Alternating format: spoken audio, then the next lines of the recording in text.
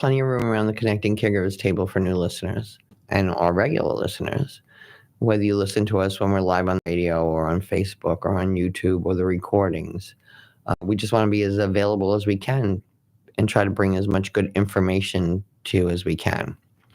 So listen, I need you to go to my website and nominate a caregiver, lindaburhans.com. Go to the tab where it says Caregiver Contest.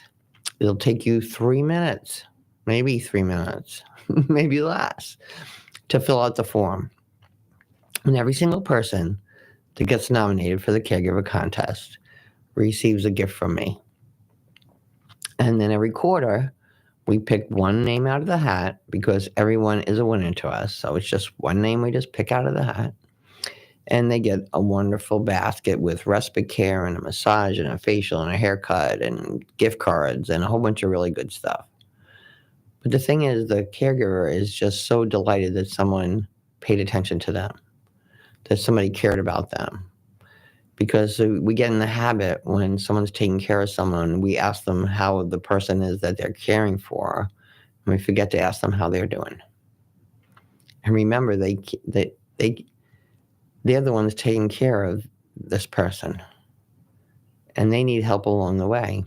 There are terrible statistics about caregivers who have passed away before the person they're caring for.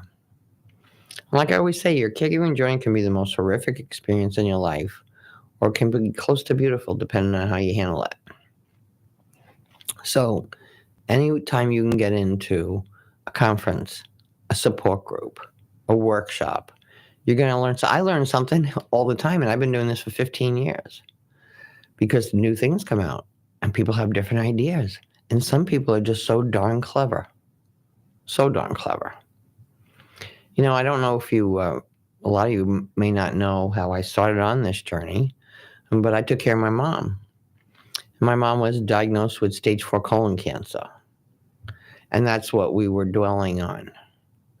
I learned myself after my mother passed away, my mother also had dementia, but I didn't know she had dementia.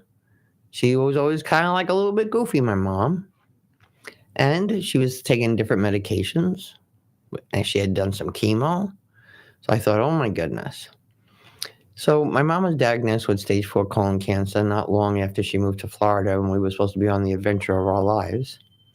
Not the plan, but that's what happened. And the doctor suggested she do some chemo. My sisters and I were against it, but she wanted to try it, her body. So we did 2 rounds of chemo, and she was out like a light. We're like, no, we're not doing this anymore. Well, when we stopped doing the chemo, that dementia served my mom really well because she told everyone she was cured. And you know what you put in your head? So we had 18 months of bliss. And I'll tell you the rest of the story at another time, or maybe a little later, because right now I have my wonderful call-in guest. Hello. Hello. Hello, Laurette. How are you? I'm good. How are you doing? I'm fabulous, but I don't know how to pronounce your last name. Okay, well, I'm going to give you a hint. Okay. I live in San Francisco, and the first part of my last name is the fog of San Francisco. Okay. And the second part is the gin that we like to drink, and then you just add an I. So, Foggini. Okay, I got it. So how is it where you are today?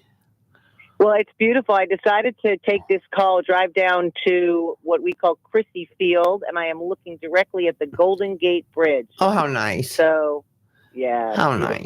That is just lovely. Yeah. So we met a few months ago, and I'm so glad that you're on the show with us today. And we're going to talk about a few things. And then on the second half of the show, I want to talk to you about your books because they're just like, I love them.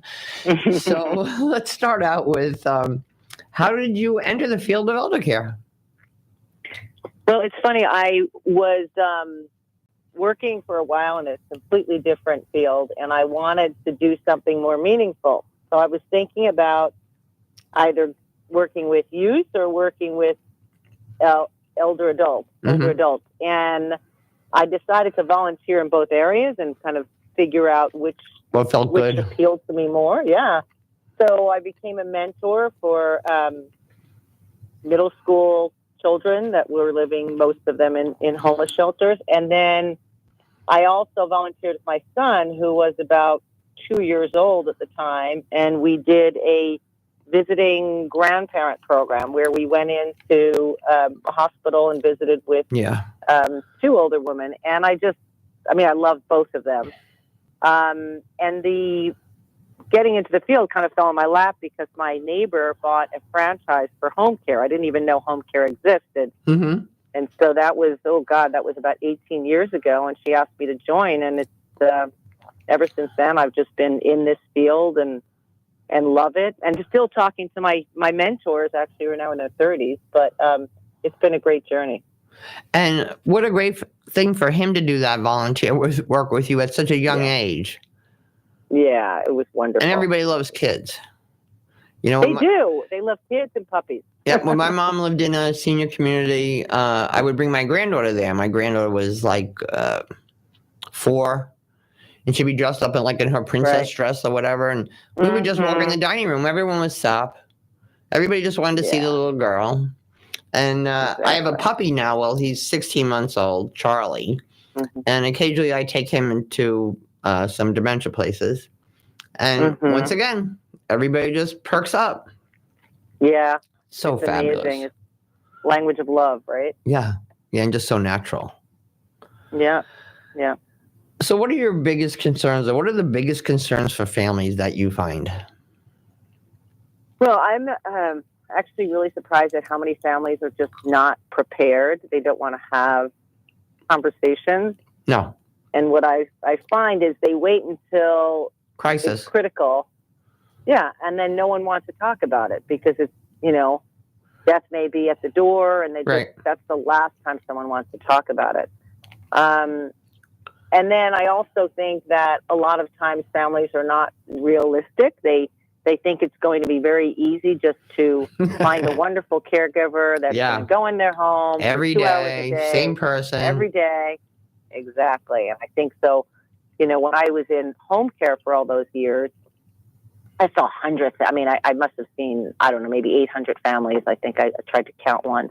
Wow. And they, at that point, they knew what they were dealing with, but it was very difficult because they would tell me exactly the type of caregiver they wanted, which often didn't exist. So they had planned everything without checking in Is it realistic? With reality. Yeah. And that was really tough to see that because at that point, they were desperate.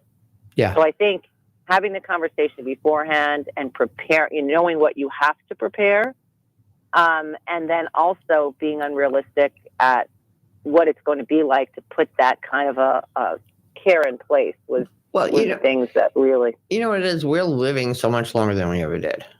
Oh, yeah. That's just, we need to make some kind of preparations. If we're going to be living longer, we need to make some kind of preparations that is going to make that the best it can be for us and for our loved ones. Because I'm telling you, the last thing I want to do is be aging and not able to take care of myself and seeing my daughter freaked out of her mind. Yeah. Do I want to spend the last year of my life watching my family go crazy? Exactly. Whatever you don't do now, they're going to have to do. Right. So whether it's decluttering or probating a will that wasn't, because there was no trust, it's all going to fall in their lap. And let's get into that decluttering for a little bit, for a second. Nobody wants your stuff. Mm-hmm. Believe me, nobody wants your stuff. And if there is something they want, give it to them when you're alive. Exactly. And then they can take it and they can enjoy it.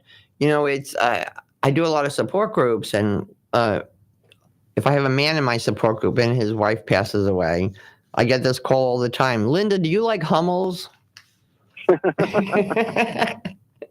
So think about that. Nobody wants your stuff. If they do, give it to them now. And just when you start decluttering and cleaning the place out, it's so much better for your loved one. Oh, absolutely. There are so less distractions. There are so less opportunities to fall. A myriad of things.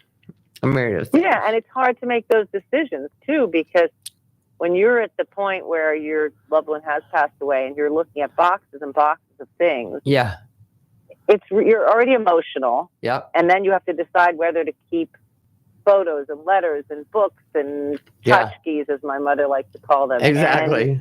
you feel bad, but what are you going to do? I mean, unless you rent a whole warehouse just to keep your parents stuck there. I have to tell you, my mom moved down to Florida from New York, from Long Island. She had a big 3-story English Tudor house. So there was a lot there and everything. And then when she moved down here, she moved into an independent community, 1 bedroom and everything. So a lot of that was done already, just by what happened. But when my mom passed away, I kept that apartment in the assisted living place for like 2 months because I still couldn't do it. Because the stuff that was left there was the real important stuff. Right. And that's hard. You almost want to hire someone to kind of help you through that if you can. I mean, everything's expensive, but and sometimes you just need a friend. Yeah. I can remember, I was just talking about this yesterday when my husband was ill and after he passed away or it was before he passed away, I wanted to make a video of his life, of all photos of his life. But every time I would try to do it, I would be crying. Looking through the pictures, and I got to tell this story. And my daughter came to help me, and she was like in the same boat. It wasn't really good.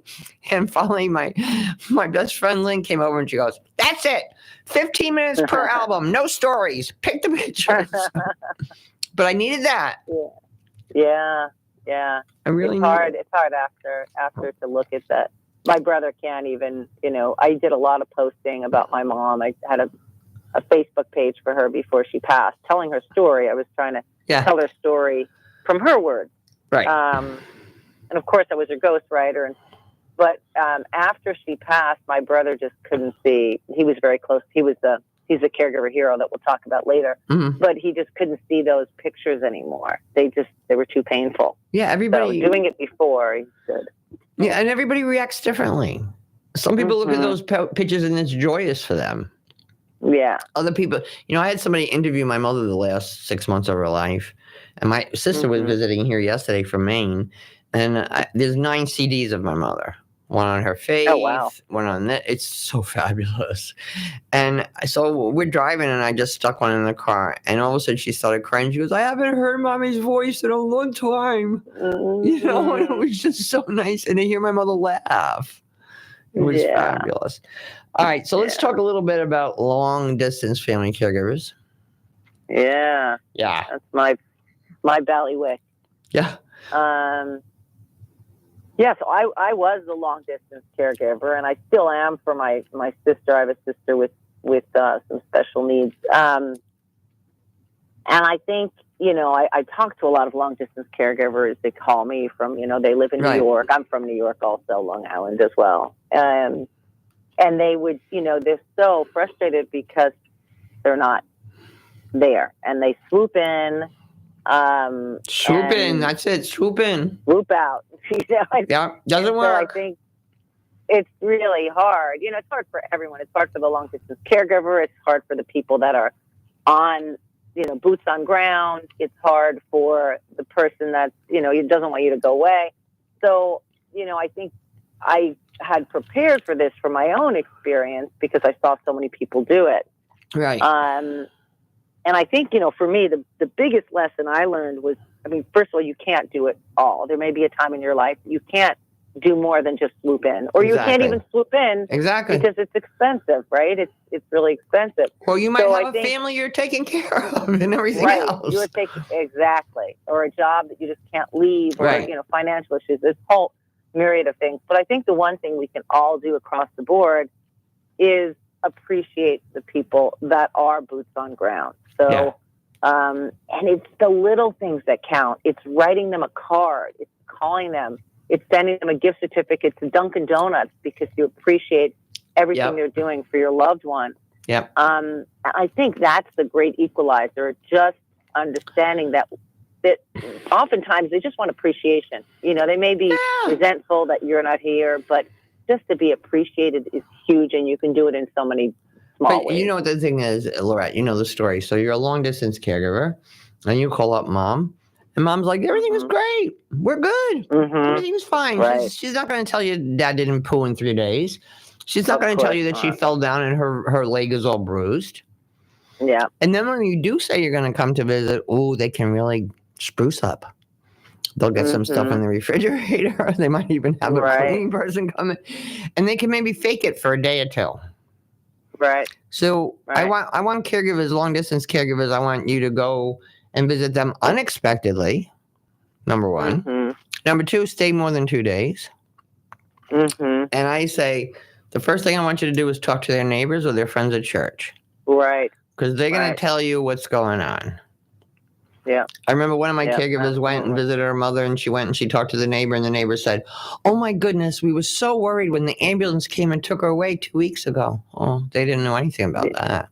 Yeah, that's so true. And that's the other thing, as you point out, you're absolutely right. It's also building a local network that isn't always the professional caregiver. Right. Like you said, it's the neighbors, it's the church, it's members, it's the senior center, it's the local grocery store. There's so many people that you can tap into, because you may not have the sibling. Like I had the sibling that was home. You may not have that. Well, you might have the sibling who just can't do it, or doesn't want to do it, or emotionally can't do it, right? Or physically, or whatever the story is. Yeah, exactly. Because it takes a village. Oh, it does. We all know that. Does. So the more people you can get on your team, the better. Mm-hmm. And that's go ahead. And do it for other people too, offer to do it for other people so they'll want to do it for you. I tell people all the time, I said, you don't know what to do for the caregiver. People, they don't know what to do. They really don't know what to do. I said, when you go to the store, all the BOGOs, just bring over their house. Mm-hmm. Just go there, just bring it over. I don't care if it's toilet paper or whatever it is. They need it. They're going to use it. They're going to be so grateful, and it doesn't really cost you anything. Right. And I do believe what goes around comes around. Oh, absolutely. It's interesting during COVID, because everybody was so isolated. At one time, people were putting like messages in their window. If they had like a green piece of paper, it meant everything was okay. If they had a yellow piece of paper, maybe it's iffy. If they put a red piece of paper in the window, I need some help. Right. And there are some communities here in Florida that are still using that. Oh, I love it. Because they got in that habit, and how easy it is if I'm walking through my senior community or my mobile home park or whatever, and I see somebody's window, they got a yellow thing in there. We need to help them. Yeah, I love that. So simple, right?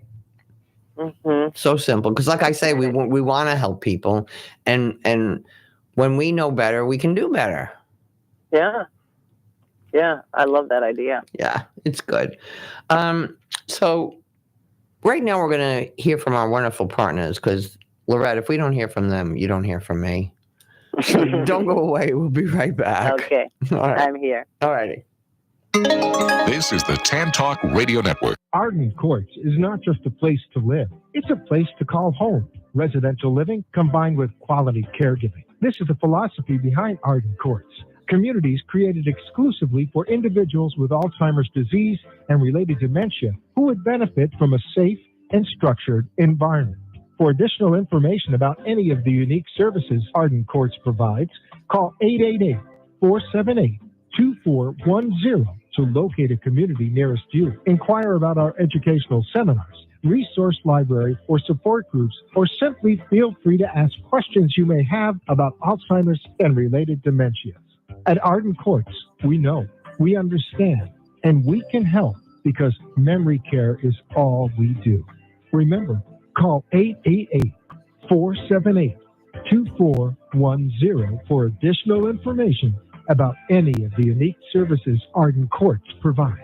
Sean W. Scott has been practicing elder law and qualifying clients for Medicaid for over 30 years. While his practice is in all areas of estate planning, such as durable power of attorney, healthcare surrogates, and wills, he also prides himself on having a 100% accuracy rate on getting clients approved for Medicaid. Why Medicaid, you may ask? Do you want to pay up to $16,000 a month for a nursing home should the time come? Obviously, no one wants to have to endure this cost. So even though you may have planned well for retirement, the reality is things happen. Planning ahead is never too soon. You need to make sure your income and assets are protected so that you can take care of you and your loved ones. Florida law is very specific on how and what is protected and how to protect it. Give Sean a call. He can help. 727-539-0181. That's 727-539-0181. My mom was getting older, but she was able to live pretty independently until recently. When her case manager told me she would be discharged from rehab in just a few days, I didn't know what to do. But I knew for sure that she couldn't go back living alone at home. So that's when I contacted Sunway's Senior Living Concierge. My Senior Living Concierge, Lisa, was there for me through the whole process and was a free service for us to compare in-home care options and how that cost would compare to assisted living. With Lisa's help, we found a great new home for Mom, and she is thriving. Take it from me, don't go through this journey alone. Hi, I'm Ellie Baldwin, co-founder and president of Sunway's Senior Living Concierge. We're a free placement and concierge service for families to help compare senior living communities and find the best place for you or a loved one. Call us today at 727-314-6451 or find us online at sunwaysseniorliving.com. This is the Tan Talk Radio Network. And we're back. So, Laurette, we need to talk about these books because I am just enamored by all of them. I love Lola. I love Babu. I love Peanut. So, what led to this? And what's the whole background? Give me the whole deal because I love it. The whole shebang. Yeah. So I've for a long time I've liked writing children's stories, and I've written it for my mentee. I've written it for my son. Mm-hmm. And during COVID, I was working in home care, so I was managing a regional team, and we were sending caregivers. We were hiring caregivers and sending them into people's homes, and it was such a crisis moment for caregiving because, they were putting their lives at risk, their families' lives at risk. It was very difficult to get, especially older caregivers, and many of the caregivers in our area are women in their, 60s and sometimes early 70s and very able-bodied, but now all of a sudden they were at risk. And so the story came from one wanting to give back to the caregivers and just showing appreciation for all the things they do and how much they help families. And then I also felt like with, the first one, Lola, which is about a little girl and her grandmother is starting to show signs of dementia, most people don't understand. Many people that haven't gone through it don't understand what dementia is. So I wanted to bring it in as we talked about, like, children are such wonderful caregivers without even knowing it. Yeah. So I wanted to tell the story from a children's perspective. First of all, the confusion about all of a sudden someone I love who was totally got me one day is now forgetting things and doesn't remember the things I love. So I wanted to bring that, but also show how there's still that connection that you can make and how significant and important it is. And that's why, spoiler alert, at the end, although her grandmother is no longer communicating, she connects through song with her grandmother, her original language. Well, Laurette, one of my caregivers has been in my support group for a long time. This is probably about a year ago or whatever. And her husband has Alzheimer's, and he's very involved with his grandchildren. They do a lot of outdoor stuff. And the kids, but his children didn't want their children to know what was wrong with Grampy. Right. And so one day they're there, and he just goes off on the one kid for no reason, for whatever, And she finds the grandson behind the barn crying. And he goes, I don't know. Every time I see Grampy lately, he yells at me and this and that. And I don't know.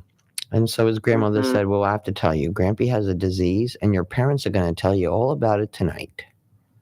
And she called her kids and said, I'm done. You need to tell the kids what's going on. The next day when that boy came to see his Grampy, he was so happy. He just hugged his Grampy. Oh, that's beautiful. Yeah, kids need to know. Kids want to love. Yeah. If they know, then they know. And that's in the story, right? She, her grandmother forgets that she hates, a certain food item, And then when she realizes it's all about supporting her grandmother and finding ways to connect. Yeah. And I just love the little snippets you have on the pages where, you talked about, the sign of dementia. You talked about you explained what Yiddish was or whatever. I love those little boxes, though, that you had on those pages. Yeah. Yeah. My illustrator and I were trying to think, because we were introducing a lot of new concepts to a very young audience. So we thought that might help. Yeah, it was really fun to do something like that productive during COVID too. So There were a lot of gifts of COVID. Oh yeah. I do virtual conferences now. My 6th one is May 7th, 8th, and 9th. That never would have happened. Uh-huh. That never would have happened. Right. And now Right. I have a 3-day conference with 18 speakers. Nobody has to leave their house. Nobody has to find somebody to take care of their loved one and get dressed up. Mm-hmm. And every single person that registers for the conference, because I don't expect anybody to sit there for 3 days. I'm producing it and I can barely do it. Right. Anyone who registers within 30 days, they receive all the videos of the conference. Yeah. So Yeah, they were cool. gifts of COVID. There really were. There really were. I mean, obviously a lot of suffering, but Yeah. gifts Yeah. too. And we try to make the best of it, though. So let's talk about Yeah. book number 2. Oh, well, that was that makes me my heart squeeze. It made me That teary. was, It made me teary. I think it's everyone's, well, a lot of people's story. So book number 2 is funny because my brother, I told in talking about, we were just talking earlier about appreciating the people that are, boots on the ground. Right. And so I told my brother, I'm going to have to buy you a cape. You're a caregiver hero. I did buy him the cape, by the way. But he said to me, instead of the cape, and he was teasing, he said, write me a book. Wow. So I said, okay. And I wrote him a book. My brother doesn't. He's not a hugger. He doesn't, Yeah. it's just, we don't do that. And I knew I was on a tight time frame. Exactly. My mother at that point was on hospice. And I wrote him the story. I said, okay, Andrew, I wrote it.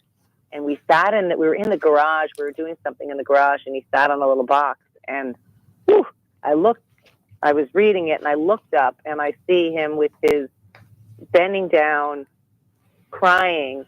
And he came over and gave me this big hug that he hasn't. I don't remember the last time my brother gave me a hug. And then I was able to read it to my mother, and she still, she said, "Oh, this is a beautiful story. Who is this?" So she didn't 100% understand. But then in the back of the book, there's pictures of her, and I know, I love those. Yeah, and my illustrator is amazing. Michelle Shane she does legacy projects. She's an amazing illustrator, and so she worked with me. And you were friends from high school that hooked up again, right? Yes, we met on Facebook, and I told Lola was the first book I told her about. I said, "Do you want to do it?" And I saw her paintings on Facebook. I was like, "This is exactly what I'm looking for." And so the collaboration was amazing. It was her idea to put the little boxes in the first book and then to use those pictures in the back. So that one just touched my heart, and I read it on Christmas. My mother passed in March. I read it, The Tale of a Hero I Know, on Christmas, and my cousins were there, and they all went over and hugged him. You didn't know, because they didn't, you don't know the story. You live around people for all your life, but you don't know the story. We didn't know you came up from Atlanta to take care of, your dad. How beautiful. So it was just a wonderful experience. So that's my super heartfelt, passionate project. All right. And then we got Lola and Peanut. Now we get into this a little thicker. Yeah. More story, more, but I love that there's a follow-up. Yes. Because I wanted to know what happened to Lola after Babu. Well, that's what happened. And Michelle had said to me, well, now what? When we'd finished The Tale of a Hero I Know, she said, well, what happened to Lola? And I was like, oh, gosh, I don't know if it takes a lot of time. I didn't realize how much time it takes to write a book, to proof a book, to edit a book, to get the design. I know. So I was talking to my old boss, a man named Jesse Walters, who had purchased a new home care agency. And he always was, believed in, it all came from the heart, home care. Mm-hmm. And a colleague of mine who's a partner in Hillendale Home Care, who's been super passionate and always brought pets to visit her clients, and even people that weren't her clients. She just loved it. Francesca. She loved animals. She knew that it brought such great joy. And when I saw her bringing these little miniature horses during COVID, she actually brought, those are miniature horses in the story, and that's what she has now. But she actually had a pony. I don't know how she figured out, but she had a small pony that she brought into the community on the elevator. I love it. And when she couldn't do that, she would bring it to their windows, and the smiles that these people had when they saw those little horses was unbelievable. So I saw that, and I just was talking to Michelle, and then I talked to Jesse and Francesca and said, hey, I want the sequel to be about what you guys do. And they actually sponsored it. They paid us to produce this book. And it was wonderful. And it's because for them, it is from the heart. They go into these homes, they put caregivers in there, but they bring themselves in there. So I just thought it was really important to. Well, and I love too in the book that, you know, she went and spoke to her guidance counselor, or the counselor at school. That's really important because when someone, a babu dies for someone and they're very close to them, it's tough for those kids. And lots of times we don't realize it because we're in our own grief, that we're not recognizing their grief. Yeah. And I think that's so important to address that. And, you know, they have here through hospice, they have one's called Camp Kangaroo. I forget what the other one's called. But it's like a week camp for kids if they have a parent or a loved one that died. And it's so fabulous for them because they need help expressing themselves. Exactly. And I actually talked to a woman, Christy, who's in this field, and she was a school psychologist, and kind of said to her, hey, this is a situation. How would you address it? So she jumped in on that. And then there's this little boy, David. I don't know if you've ever seen Ducks for Dementia. No. Who, when his father passed away when he was just a toddler from early onset Alzheimer's, and his grandmother passed as well. But he, at 11, started a nonprofit called Ducks for Dementia. And you know those little yellow ducks?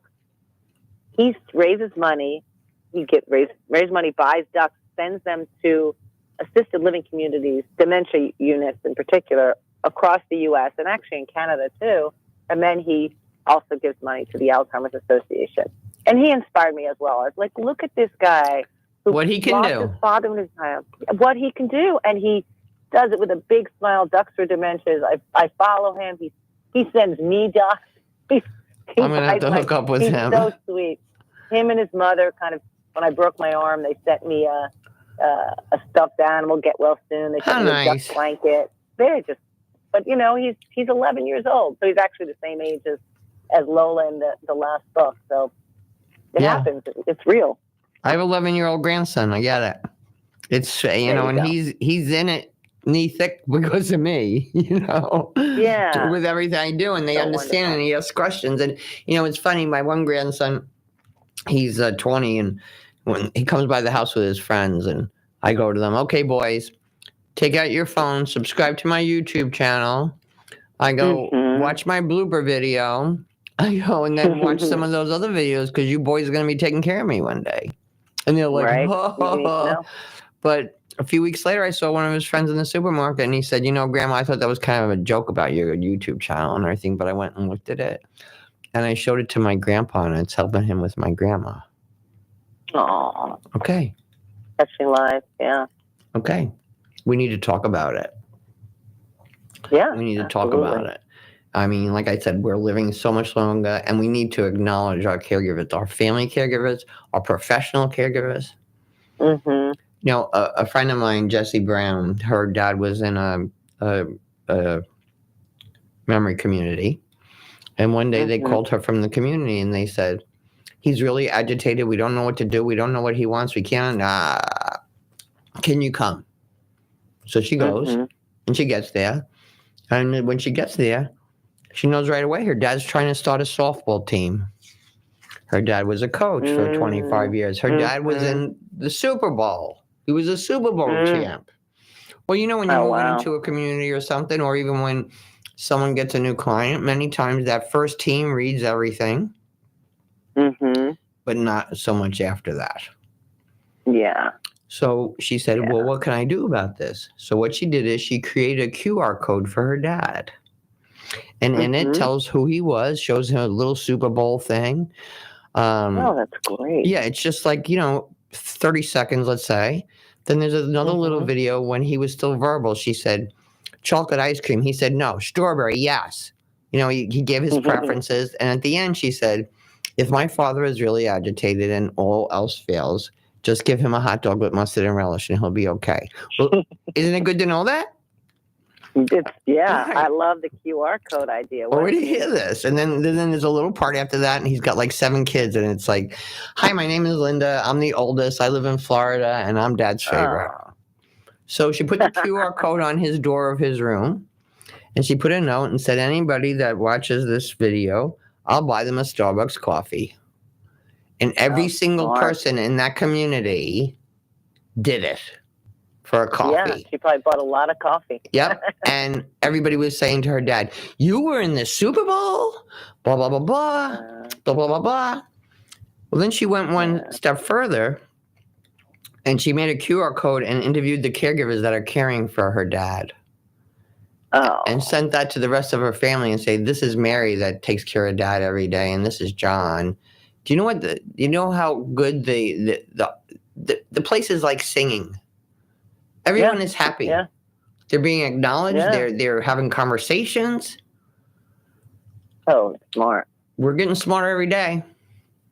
We're getting Yeah, smarter well, every this is how day. we get smarter, though, hearing from other people about what they've done. Like, that's a fantastic idea. I never even thought of that. I'm going to make one up for myself. Pretty soon, she's just launching her new site where you can go in and create one for someone.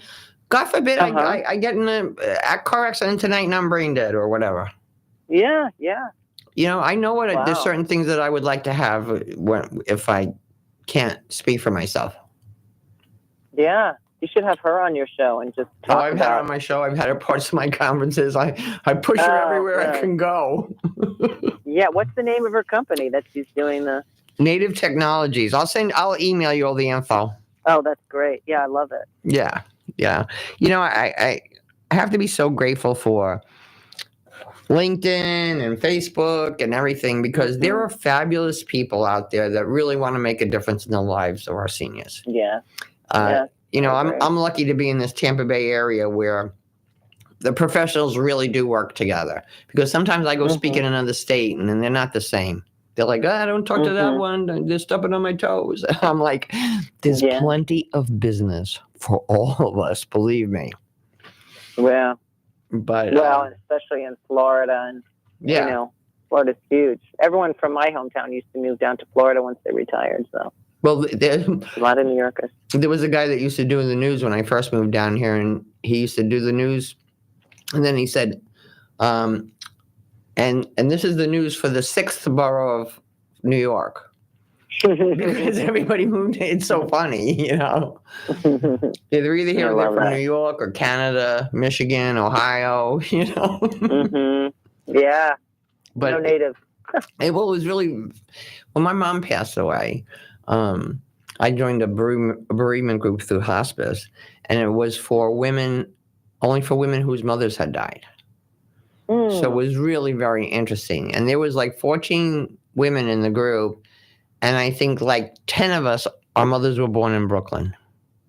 Oh, that's funny. Because people from New York moved down here, and it was just so interesting. And one week we all brought in photos of our mothers, and the one mother was a Rockette. You know, it was so very interesting. It was so very interesting. And caregivers, if you're listening too, get yourself into a support group. Whether it's a caregiver support group, whether it's a bereavement support group. I do support groups. I do support groups live and virtually. You can go on my website. I'm now expanding my calendar to have a whole bunch of other people's support groups on there and events on there because I'm not the only girl in town. Because you need this information, and you'll find you're going to learn things you wouldn't learn anywhere else. And you're just going to know that you're not alone. Yeah. Just know that you're not alone. You know, I do a journaling workshop for caregivers once a month, and the last journaling workshop we were talking about it, and I said, today I'd like you to write down what this journaling workshop has meant to you, because these people have been in like over a year now in the group.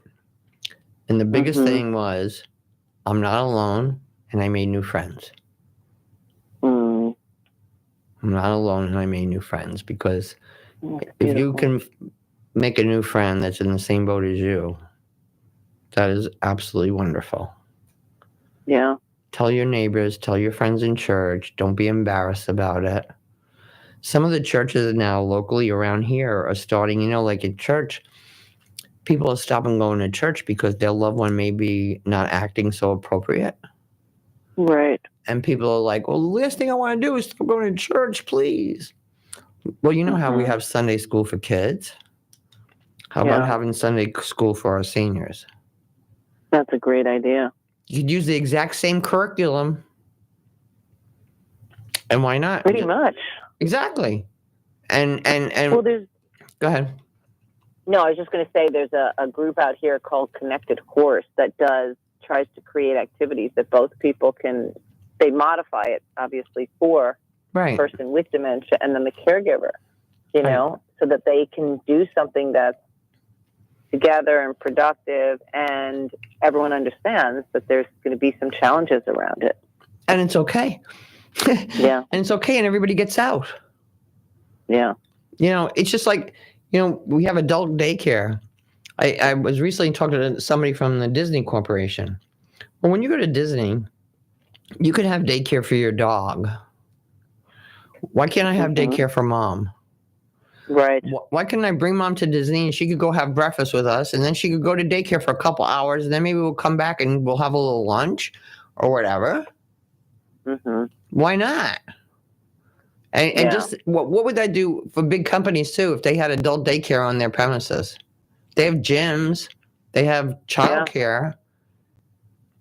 Right. And make it stimulating, you know, make it because, you know, I'm an activity therapist specialist also, and I work for a company called Hummingbird, where we go and work one-on-one with people with cognitive impairment. And yesterday we had this experience, which was just so beautiful. This woman turned 95, and two of us showed up, two activity specialists that both work with her. It wasn't my day, but I wanted to get in there. We brought the simplest things: a card, an orchid, 2 cards, an orchid, and my colleague brought a ukulele, and we sang Happy Birthday, and she started crying and saying, because there are tears of joy. This is the best birthday I've ever had. Yeah. It was so wonderful. So wonderful. And, you know, she has memory loss, but there's so many things you can do with people with memory loss that still bring great joy to them. So tons of stuff. And I'm going to give one tip on that before we have to close up here. Many times people go to visit their loved one, and they don't know what to talk to them about, especially like maybe the younger generation. They're not sure what to talk to them about. So I suggest that you create a memory box. So if your mother was born in Brooklyn, go online and print out some pictures of Brooklyn. If your grandmother was a Girl Scout leader, print out some pictures of Girl Scouts. And if you're really smart, put her troop number on the back. Right. Different things like that. Then the person walks in, they just pick up a paper and say, I didn't know you were a Girl Scout leader. Tell me all about it. Simple. Yep, and those are usually the memories they can tell you about. Exactly. Old memories. Well, thank you so much, my new friend, for being on this show today. I'm sure we'll talk more. Thank you. Tell our listeners where they can find you and where they can find the books. So you can find, I have a website it's my name, Laurette, Laurette, and my last name, Foggini, F as in Frank, Oggi, and as in Nancy, I.com. And the books are all on Amazon, but you can find them on my website, and it links you to Amazon. Okay, and I'll put all the information in the show, too. Thanks so much, and have a delicious day. Thank you. You're welcome. You too. Bye-bye. All right, now it's time to hear from our wonderful partner, Sonal Koya. We'll be right back on Connecting Caregivers Radio. This is the Tan Talk Radio Network. Choosing the right chiropractor is an important choice to make. Located in Seminole, the Alexander Spine Center team is trained on the latest chiropractic treatments and technologies. At Alexander Spine Center, you'll find chiropractic and physical therapy care that is safe, effective, and a natural approach to pain and other health-related issues. Chiropractic unlocks your body's potential and natural healing process to ensure your life is a healthy life. We treat clients from the womb to the tomb. Call 727-397-3000 for a free consultation today, or visit our website at www.alexanderspinecenter.com. They take good care of me twice a week, so check them out. Arden Courts is not just a place to live. It's a place to call home. Residential living combined with quality caregiving. This is the philosophy behind Arden Courts. Communities created exclusively for individuals with Alzheimer's disease and related dementia who would benefit from a safe and structured environment. For additional information about any of the unique services Arden Courts provides, call 888-478-2410 to locate a community nearest you. Inquire about our educational seminars, resource library, or support groups, or simply feel free to ask questions you may have about Alzheimer's and related dementias. At Arden Courts, we know, we understand, and we can help because memory care is all we do. Remember, call 888-478-2410 for additional information about any of the unique services Arden Courts provides. We believe the power of the human body and mind can do amazing things, and that tapping into that power, not just tricking it with a temporary disguise, is possible. Superpatch technology uses a special pattern and vibrotactile technology to help you go from feeling blah to hurrah. Now, once the Superpatch is in contact with your skin, it triggers a neutral response in the brainstem that helps you tackle your daily problems head on. Whether you're struggling with pain, balance, stress, or focus, we have a solution that might be right for you. With Superpatch's 30-day money-back guarantee, you have nothing to lose and everything to gain. Hi, this is Linda Burhans, the gal who cares for the caregivers. I started using the Liberty Patch over 3 years ago. I used to be a tripper, but since wearing a Liberty Patch, I haven't tripped once. The Liberty Patch is proven to reduce the risk of falling by up to 8 times. And as we all know, if you prevent the fall, you prevent the call. Don't wait until it's too late. Preventative solutions are the answer. Superpatch does not claim to diagnose, treat, or cure illness. Superpatch is FDA registered. To receive 25% off your first order, go to sticktoit.info. That's sticktoit.info and learn more. This is the Tan Talk Radio Network. I'm telling you, you got to go in and check out those patches. I did a super patch event the other night, and there was a gentleman there. He's like in his 40s, and he was in an accident, and he's now in a wheelchair.